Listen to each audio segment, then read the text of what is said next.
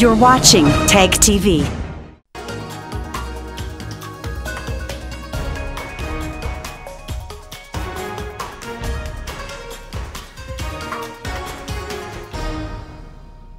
Hello viewers, I'm your host Uzma Jafri with another episode of South Asia Focus.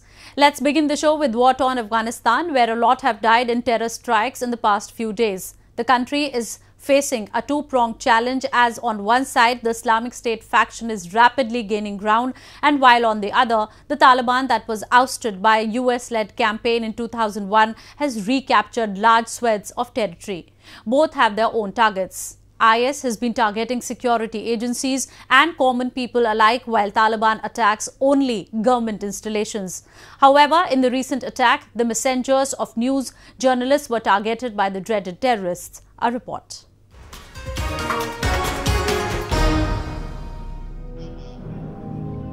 In an unprecedented attack on media that happened just hours before the World Press Freedom Day, as many as 9 journalists were killed as a suicide bomber, reportedly disguised as a cameraman, exploded himself near the gathering of scribes covering the deadly suicide attack happened minutes ago.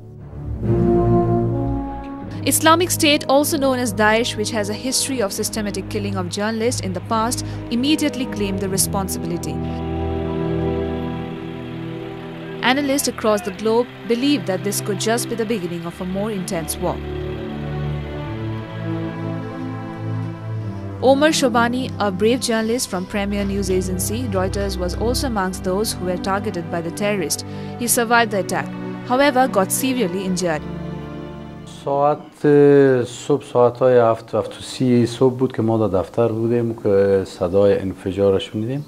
ما با استقامت ساحه در حرکت شدیم. وقتی در ساحه رسیدیم نیروهای امنیتی ساحه را انسداد کرده بودند و ما از ساحه دورتر استاد بودیم، منتظر بودیم تا اینکه بر ما اجازه داده شود ما بتوانیم که از کاورج داشته باشیم.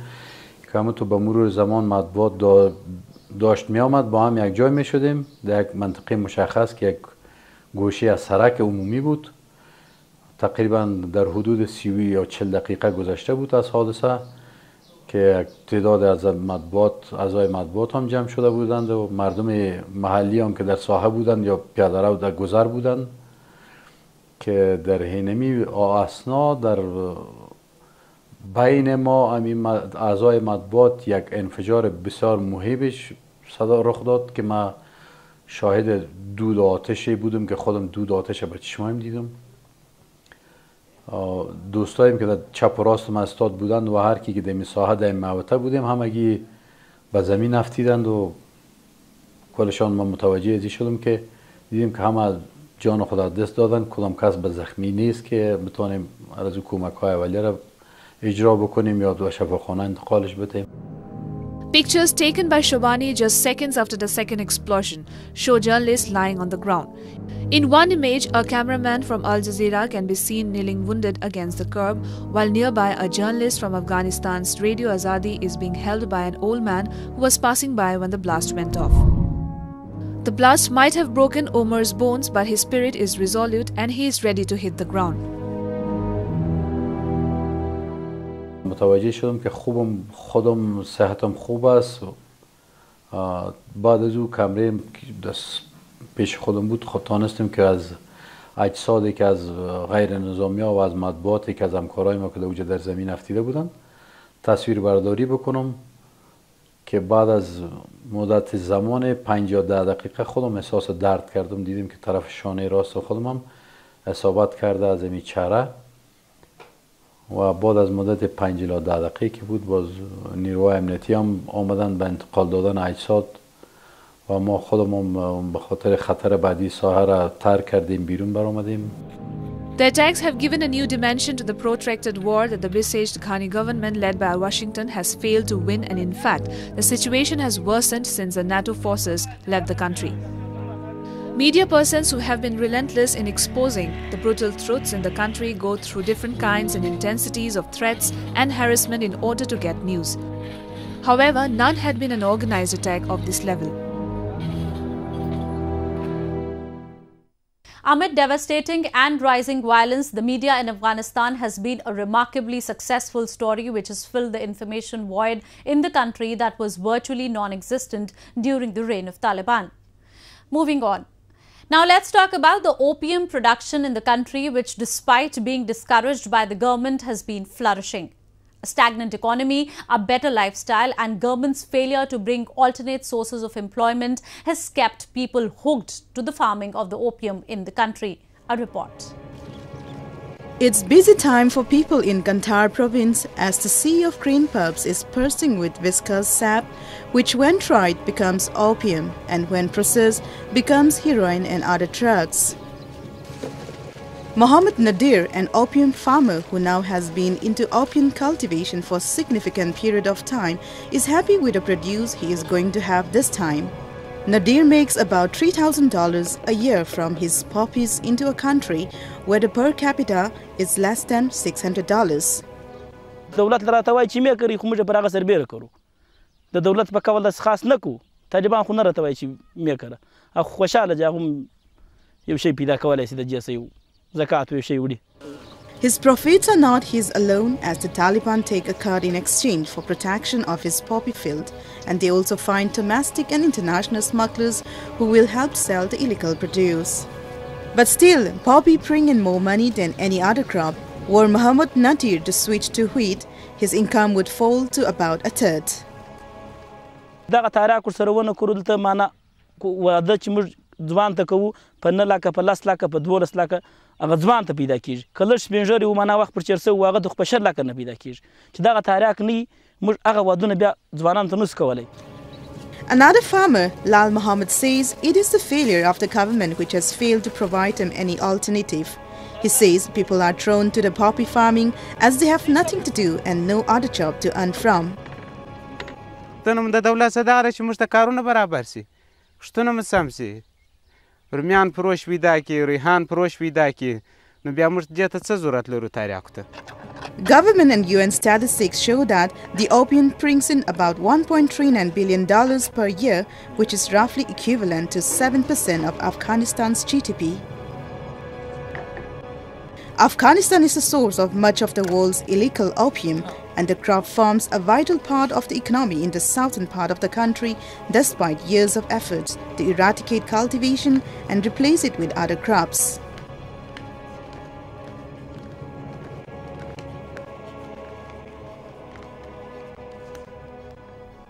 The government has long tried to coax farmers into switching to legal crops, but a lack of infrastructure to process and transport the produce out of landlocked Afghanistan has hindered this idea. Moving on. In a recent turn of events, various political activists from Pakistan-occupied Kashmir held a rally in Rawalpindi demanding abolition of biased and repressive 1949 Karachi Agreement.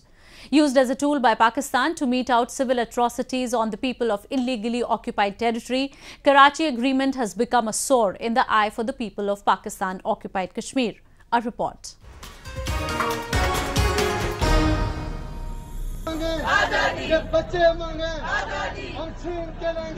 Political activists from POK and the civilians in Rawalpindi carried out a rally against the autocratic Islamabad administration seeking abolition of the biased and repressive 1949 Karachi Agreement, which has been used as a political tool by leaders of Pakistan to mete out civil and political atrocities on the people of Gilgit-Baltistan and the whole of Pakistan-occupied Kashmir.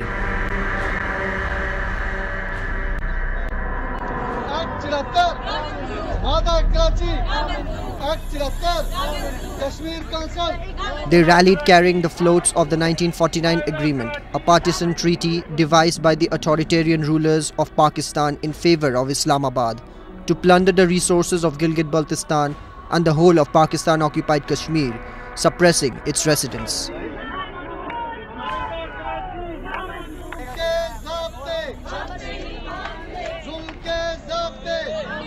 The 1949 agreement was essentially formulated by the Islamabad rulers to ratify Pakistan's administrative control over the region without consulting any shareholders of the region. It was systematically designed to suppress the people by denying them the rights and the resources prerogative to them. Islamabad has since then been perpetrating worse forms of humanitarian crimes on the people of the region.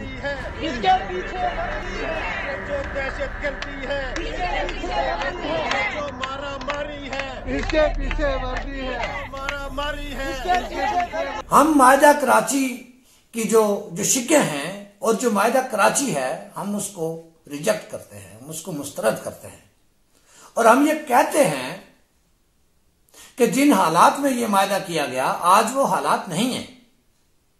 और अगर हुकूमत पाकिस्तान संजीदा है इस इलाके के मसाइल को हल करने के लिए, इन दोनों खित्तों के मसाइल को हल करने के लिए, तो वो अगर ये दोनों असम्बलियों को डिसॉल्व नहीं कर सकती तो जो उन्होंने काउंसिल्स बनाई हुई हैं, कश्मीर काउंसिल और गिलगित बल्तिस्तान काउंसिल, इनको खत्म करके तो एक जो है वो काउंसिल बनाए जिसमें दोनों इलाकों की नुमाइंदगी हो।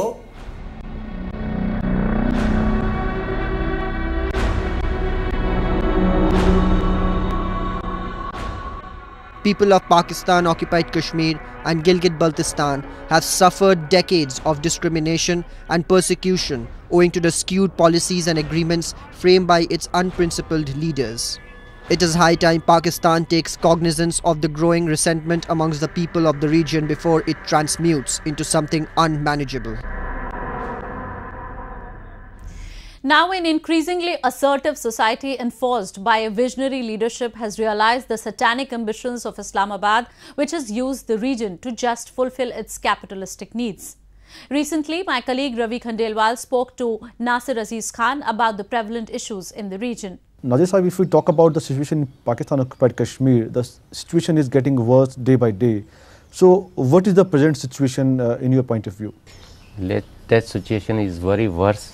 If you see a couple of years ago, there was militant camps in their training centers, everything was there. But nowadays, banned terrorist organizations, they are moving freely. And local authorities, military and local administration, they are giving them full protocol. And those people who doesn't want to be the part of that holy war or so-called jihad in Jammu and Kashmir, they are kidnapped and disappeared by the law enforcement agencies of Pakistan. Pakistan call occupied Kashmir as Azad Kashmir, but it continues to take taxes from the people. So, if we see the recent incidents in Gilgit-Baltistan, there were massive protests against these illegal taxations, but in POK is still continuing. Yes, actually, Pakistani constitution says that these areas are disputed and part of the former princely state of Jammu and Kashmir. On the other hand, Pakistan is looting over resources, plundering over resources, and imposing taxes. And this was the propaganda of Pakistan, that Gilgit-Baltistan people, they want to be the part of Pakistan. They want to be the part of Pakistan. This is the propaganda of Pakistan. But when Pakistan imposed taxes on the people from Gilgit-Baltistan, they came out in the streets. Thousands of people came out and they said Pakistan has no right, no local stand-eye on these areas, and Pakistan cannot impose taxes in these areas. This shows that people from Gilgit-Baltistan, they don't want to be the part of Pakistan. This is just propaganda of Pakistan. And they are taking taxes from Kashmir, but they are not spending a single penny for the development of or for betterment of the local people. Moving on to Nepal, which is gearing up to host its principal partner and strategic ally, India's Prime Minister Narendra Modi, for 2 days.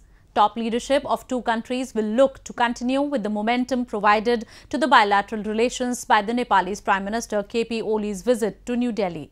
A report.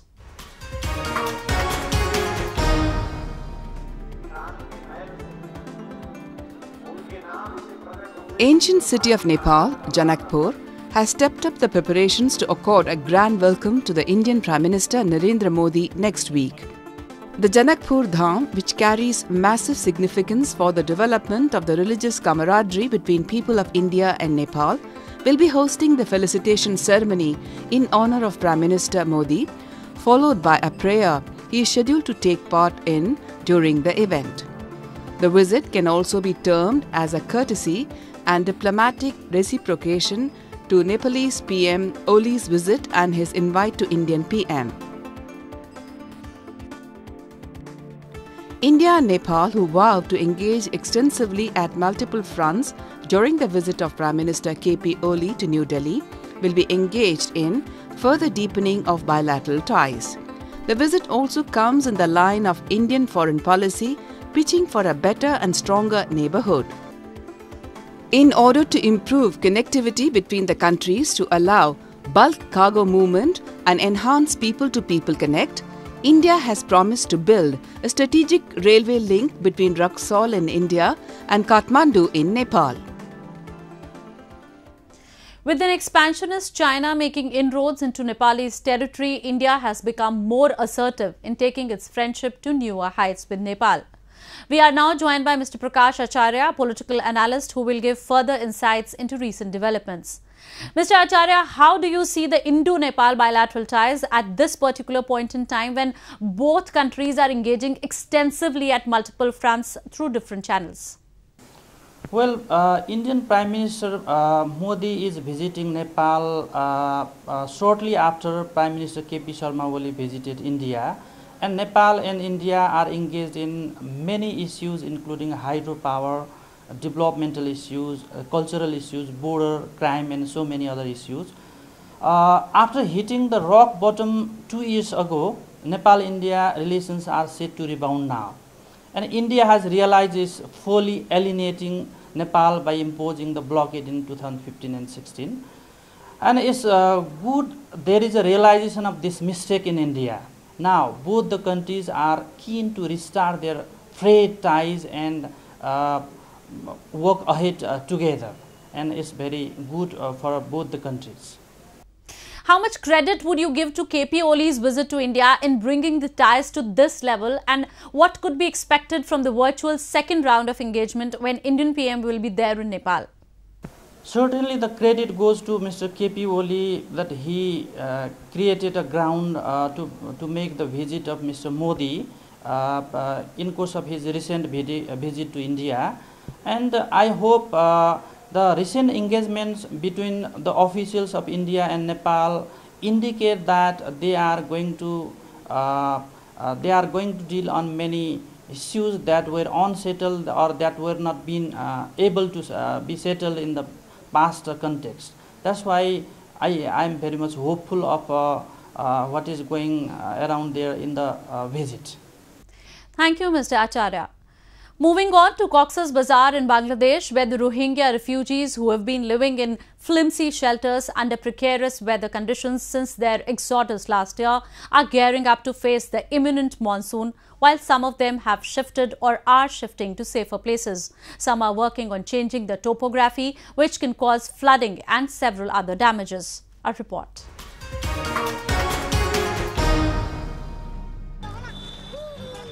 Rohingya refugees living in rickety shelters in the camps of Cox's Bazar have started working to secure their houses ahead of monsoon season in the country.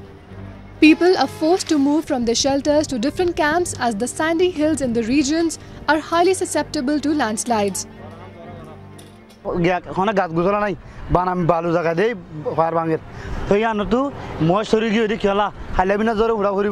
একবার fur বয়ে এলে গরু গুছিতে যাবাই এক কলুসানি দেবে ইয়ানা তোর lorry জঙ্গে বেতন দেব ইয়ানালা বলি lorry গিমুস In other areas, sandbags are placed on roofs to stop the light covers from flying away in strong winds. আমার ঘরটা আগে একটু নরমাল ছিল এখন বৈশাখলা দিন আসতেছে সামনে আমাদের বই লাগতেছে ঘরটা নতুন করে বাঁধতাছি তাহলে রোহিঙ্গালা বলে ঘর ইন বাঁধিয়া তাহলে পরে মানুষ আইবো Meanwhile, Security Council envoys visited country's Prime Minister Sheikh Hasina in the capital city Dhaka to discuss the refugee crisis. Hasina, reiterating her stance over the situation, asked UN to be more proactive in dealing with the situation and create a pressure on the Myanmar authorities who have refused to take back their hundreds of thousands of citizens. We want that they should put more pressure to Myanmar government so that they take them back, take their citizens back to their country. That's what we want. Later, envoys also met Myanmar State Councillor Aung San Suu Kyi and Military Commander-in-Chief Min Aung Hlaing. The visit by the Security Council envoys to see the aftermath of a military operation in Myanmar's western Rakhine state puts a global spotlight on the crisis which the United Nations and others have denounced as ethnic cleansing of Rohingya Muslims. The overall population of Rohingya refugees in Bangladesh is currently estimated to be over 1 million according to the UN. Myanmar and Bangladesh agreed in January to complete the voluntary repatriation of the refugees within 2 years, but differences between the two sides are still prevalent, because of which the implementation of the plan has been very slow. Only days ago, Myanmar authorities had claimed the successful repatriation of the first family. However, the exercise still hasn't gained momentum owing to several reasons, including refugees being reluctant to go back unless proper security measures are taken. The United Nations have also asked the Myanmarese government to create a safe and salubrious environment for the successful return of the refugees. Moving on. Buddhists across the world celebrated the birth anniversary of Gautam Buddha, the founder of Buddhism. It is believed that Lord Buddha appeared on earth some 2500 years ago to teach mercy and non-violence towards all living beings.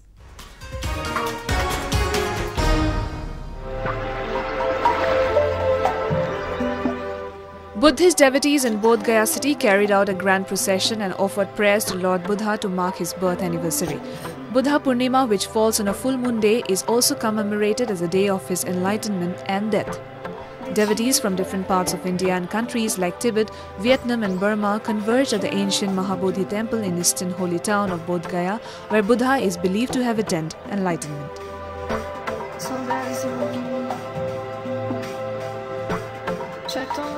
Worshippers from all walks of life paid obeisance to Lord Buddha, who practiced peace and tranquility in all circumstances. और हम सब का संदेश है humanity के लिए, मानवता के लिए, कि शांति, ट्रैंक्विलिटी, सौहार्द ये पूरे विश्व में पहुंचे.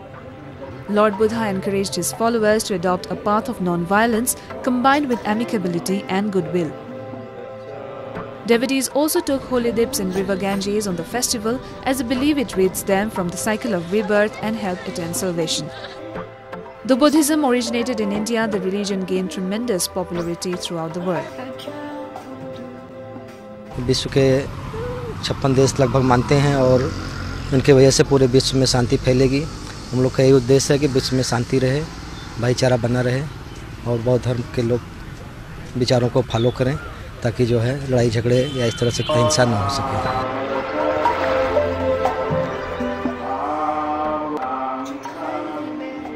In Sri Lanka, tens of thousands of people flocked to Buddhist temples to offer prayers for Vesak Day. Kelaniya temple on the outskirts of Colombo was packed with Buddhists of all ages dressed in white to listen to sermons and light clay lamps to kick off the festival.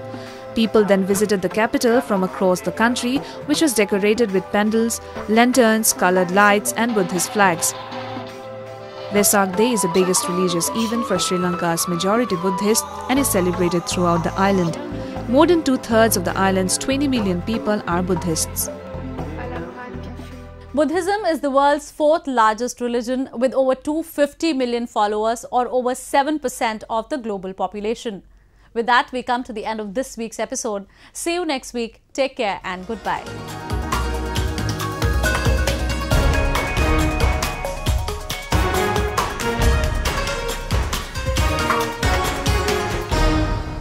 You're watching TAG TV.